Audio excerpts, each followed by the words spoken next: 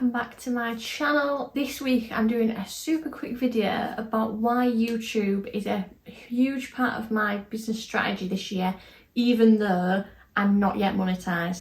So as you can see, unless you're watching this video way into the future, I'm currently not monetized on YouTube. I have just over 100 subscribers at the time of filming. It's a long way to go yet.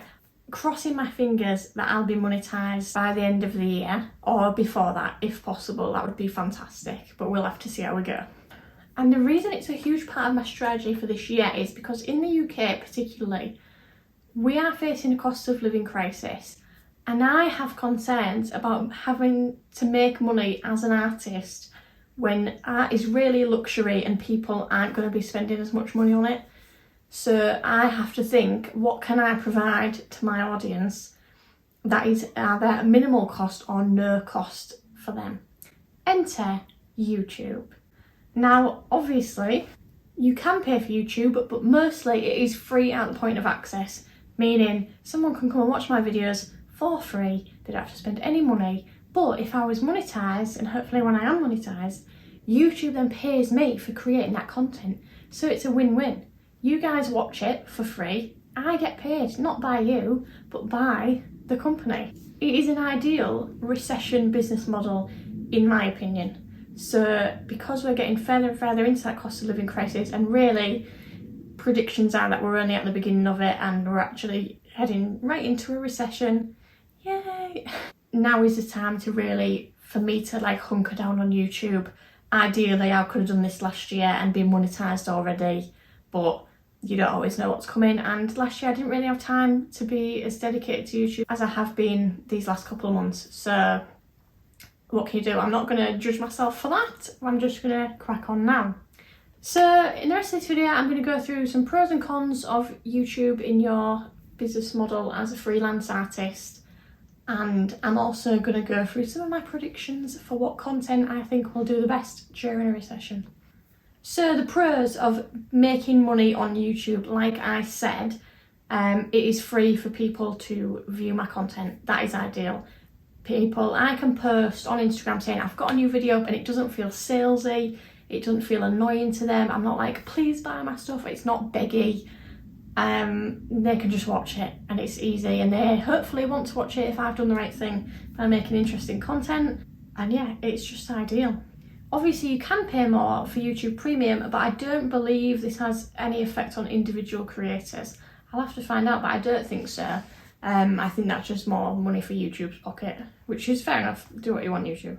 So the only annoying thing is that obviously some people have ad blockers installed, so it's not foolproof, but the majority of people will get the ads when I'm monetized, and then I will get the money. And if you are somebody that watches the ads on other creators' videos, you are a good person. I used to have an ad blocker installed, but when I started watching YouTube myself and seeing creators getting monetized, I disabled it on YouTube because it's nice to support people. Also, that's worth noting, ad blocker, if you have it, you can disable it just on certain websites, not on all of them. So that's what I did. Another great pro for YouTube is that it's low cost to produce content. I mean, as long as you've not got a super fancy setup, it's quite low cost. It's easy to do. I'm sitting down in my office now. We'll probably film for about half an hour to an hour, and then I'll edit for about an hour, and then it's done. So that's 2 hours worth of labour. Currently, obviously, I don't get paid for that, but hopefully I'll start to see a return on my investment soon. So equipment, yeah, you could spend a lot. I've got a little tripod that I got on eBay, not secondhand, probably like dropship from China, but it's a little tripod. I reckon it cost me about 20 quid. I can't remember exactly now. And then I've also got a ring light tripod thing that I recently got from IKEA, and it is great. Let me show you it. So it's got the ring light. I hope you can see it's not blinding you. And it's got a tripod that's adjustable, and that comes out of there. Absolutely genius. God bless IKEA for providing us with things like that. And that was about 30 something, it might be 35-ish. I'll put links to all these things in my description. And that's basically it for my YouTube costs. Just my time and these couple of little bits, but obviously you buy these once and you can make hundreds of videos with those things. I only use iMovie to edit, which I've got a Mac, so that's free. I believe it's free on Windows as well, but you know, it was already there. So easy. I don't pay for anything else. I don't believe. I'm racking my brain. Another big cost related pro is that it's low cost to promote as well. YouTube's algorithm's quite good. I've got quite a lot of subscribers on my YouTube that I don't believe found me off my other social channels. They found me organically on YouTube. And hopefully I'd like to grow that audience, because it's nice to have, if I have the same audience on Instagram as I do on YouTube, yes, that's nice that those people are consuming all that content. But really, I want to branch out and have new people discover me. So that's what YouTube's great for. And I haven't paid anything to gain these new people, this new audience. So that's good. Obviously, I could shout out my video on Instagram and pay to promote it, but I really don't find that I need to. I find that YouTube is great for promoting my video, getting it out there, and my Instagram is just a bonus for me to just be like, oh guys, have you seen this? You're usually interested in stuff I'm doing. Have a look at this. I don't feel the need to promote. So yeah, totally cost effective from a creation point of view. Now, obviously, the biggest con in making money off YouTube is that you have to build the audience first, and it is a journey. I'm not going to say a long journey. It depends on how you would define long. Obviously, you have to get 1,000 subscribers, and you also have to have 4,000 watch hours. So I'm currently on 100, so I'm the 10th of the way there, and I've got just under 200 watch hours now. So I'm still got quite a way to go on that one. But I'm optimistic. It's gone up to 100 subscribers quite quickly, like in just a few months. So I'm hoping that the growth will just start stacking up quite quickly. Again, fingers crossed. So yeah, you've got to spend the time creating that audience first and building the content up so that people have got stuff to watch, to rack up those watch hours. So obviously every video that I've done up to now, and I've done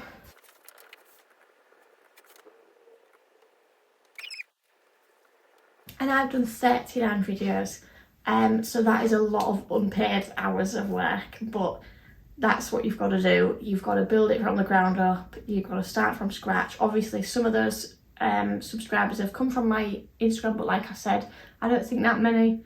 So yeah, you've really got to go from scratch, and it takes a while to build up. So for a while, you are going to be putting out this unpaid labour, which is kind of annoying, but if you want it to get to the point where you do get paid, it's just what you've got to do.